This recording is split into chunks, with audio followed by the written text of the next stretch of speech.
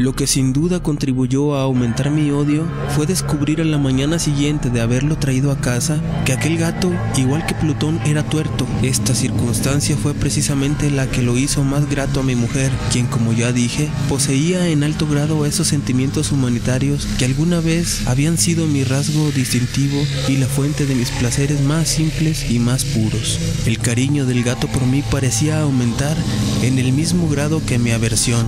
Seguía mis pasos con una pertinencia que me costaría hacer entender al lector. Donde quiera que me sentara, venía a ovillarse bajo mi silla o saltaba a mis rodillas, prodigándome sus odiosas caricias. Si echaba a caminar, se metía entre mis pies, amenazando con hacerme caer, o bien clavaba sus largas y afiladas uñas en mis ropas para poder trepar hasta mi pecho. En esos momentos, aunque ansiaba aniquilarlo de un solo golpe, me sentía paralizado por el recuerdo de mi primer crimen. Pero sobre todo, quiero confesarlo ahora mismo, por un espantoso temor al animal. Aquel temor no era precisamente miedo de un mal físico, y sin embargo me sería imposible definirlo de otra manera. Me siento casi avergonzado de reconocer, sí, aún en esta celda de criminales, me siento casi avergonzado de reconocer que el terror, el espanto que aquel animal me inspiraba, era intensificado por una de las más insensatas quimeras que sería dado concebir. Más de una vez,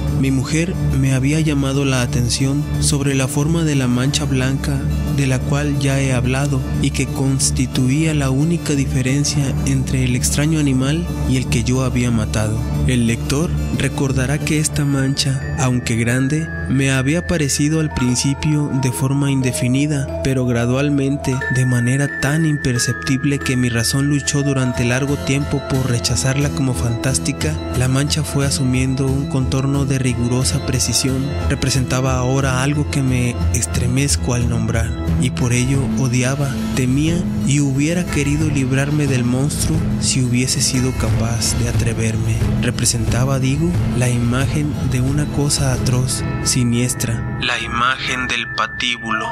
Oh lúgubre y terrible máquina del horror y del crimen, de la agonía y de la muerte. Me sentí entonces más miserable que todas las miserias humanas. Pensar que una bestia cuyo semejante había yo destruido desdeñosamente, una bestia era capaz de producir tan insoportable angustia en un hombre creado a imagen y semejanza de Dios. ¡Ay! Ni de día ni de noche pude ya gozar de la bendición del reposo. De día, aquella criatura no me dejaba un instante solo. De noche despertaba hora a hora de los más horrorosos sueños para sentir el ardiente aliento de la cosa en mi rostro y su terrible peso. Pesadilla encarnada de la que no me era posible desprenderme, apoyado eternamente sobre mi corazón. Bajo el agobio de tormentos semejantes, sucumbió en mí lo poco que quedaba de bueno. Solo los malos pensamientos disfrutaban ya de mi intimidad, los más tenebrosos, los más perversos pensamientos. La melancolía habitual de mi humor creció hasta convertirse en aborrecimiento de todo lo que me rodeaba y de la eterna humanidad y mi pobre mujer, que de nada se quejaba. Llegó a ser la habitual y paciente víctima de los repentinos y frecuentes arrebatos de ciega cólera a que me abandonaba.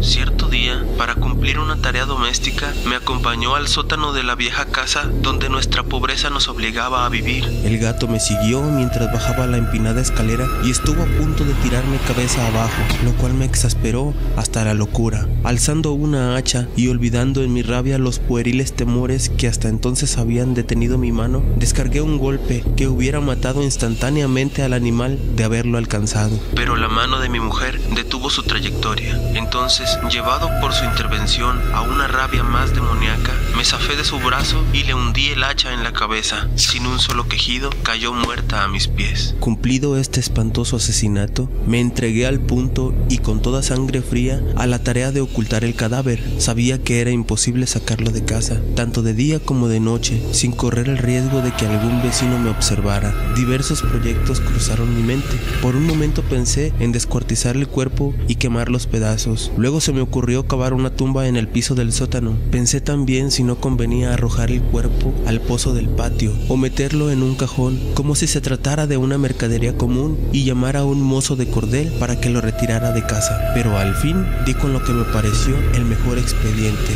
y decidí emparedar el cadáver en el sótano, tal como se dice que los monjes de la Edad Media emparedaban a sus víctimas. El sótano se adaptaba bien a este propósito. Sus muros eran de material poco resistente y estaban recién revocados con un mortero ordinario que la humedad de la atmósfera no había dejado endurecer. Además, en una de las paredes se veía la saliencia de una falsa chimenea, la cual había sido rellenada y tratada de madera semejante al resto del sótano. Sin lugar a dudas, sería muy fácil sacar los ladrillos en esa parte, introducir el cadáver y tapar el agujero como antes, de manera que ninguna mirada pudiese descubrir algo sospechoso. No me equivocaba en mis cálculos.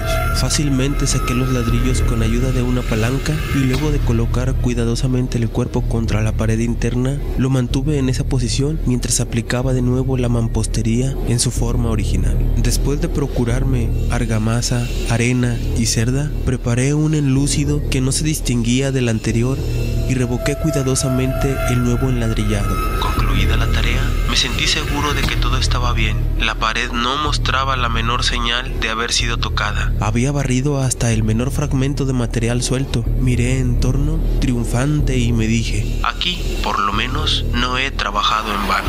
Mi paso siguiente consistió en buscar a la bestia causante de tanta desgracia, pues al final me había decidido a matarla. Si en aquel momento el gato hubiera surgido ante mí, su destino habría quedado sellado, pero, por lo visto, el astuto animal, alarmado por la violencia de mi primer acceso de cólera, se cuidaba de aparecer mientras no cambiara mi humor. Imposible describir o imaginar el profundo, el maravilloso alivio que la ausencia de la detestada criatura trajo a mi pecho. No se presentó aquella noche y así por primera vez desde su llegada a la casa pude dormir profunda y tranquilamente. Sí, pude dormir, aún con el peso del crimen sobre mi alma.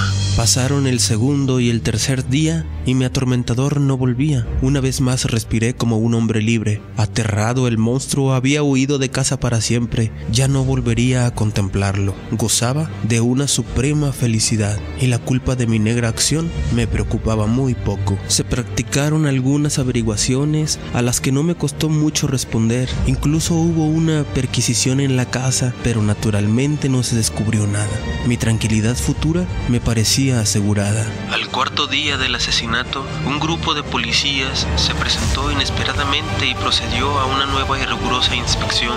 Convencido de que mi escondrijo era impenetrable, no sentí la más leve inquietud. Los oficiales me pidieron que los acompañara en su examen. No dejaron hueco en el rincón sin revisar. Al final, por tercera o cuarta vez, bajaron al sótano. Lo seguí sin que me temblara un solo músculo. Mi corazón latía tranquilamente, como el de aquel que duerme en la inocencia. Me paseé de un lado al otro del sótano. Había cruzado los brazos sobre el pecho y andaba tranquilamente de aquí para allá. Los policías estaban completamente satisfechos y se disponían a marcharse. La alegría de mi corazón era demasiado grande para reprimirla. Ardía en deseo de decirles por lo menos una palabra como prueba de triunfo y confirmar doblemente mi inocencia. Caballeros, dije por fin cuando el grupo subía la escalera. Me alegro mucho de haber disipado sus sospechas. Les deseo felicidad y un poco más de cortesía. Dicho sea de paso, caballeros, esta casa está muy bien construida. En mi frenético deseo de decir alguna cosa con naturalidad, casi no me daba cuenta de mis palabras. Repito que es una casa de excelente construcción. Estas paredes... ¿Ya se marchan ustedes, caballeros? Tienen una gran solidez. Y entonces, arrastrado por mis propias bravatas, golpeé fuertemente con el bastón que llevaba en la mano sobre la pared del enladrillado, tras de la cual se hallaba el cadáver de la esposa de mi corazón. Que Dios me proteja y me libre de las garras del archidemonio. Apenas había cesado el eco de mis golpes cuando una voz respondió desde dentro de la tumba, un quejido sordo y entrecortado al comienzo, semejante al sollozar de un niño, que luego creció rápidamente hasta convertirse en un largo, agudo y continuo alarido, anormal, como inhumano, un aullido, un clamor de lamentación. Mi mitad de horror, mitad de triunfo, como solo puede haber brotado en el infierno de la garganta de los condenados en su agonía y de los demonios exultantes en la condenación.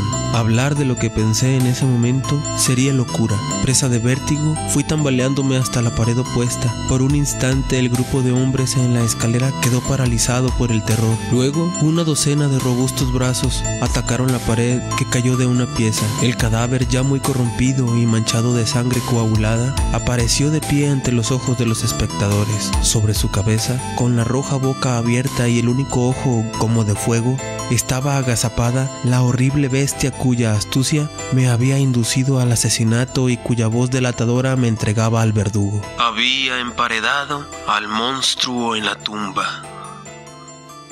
Narración por Alexis Galindo.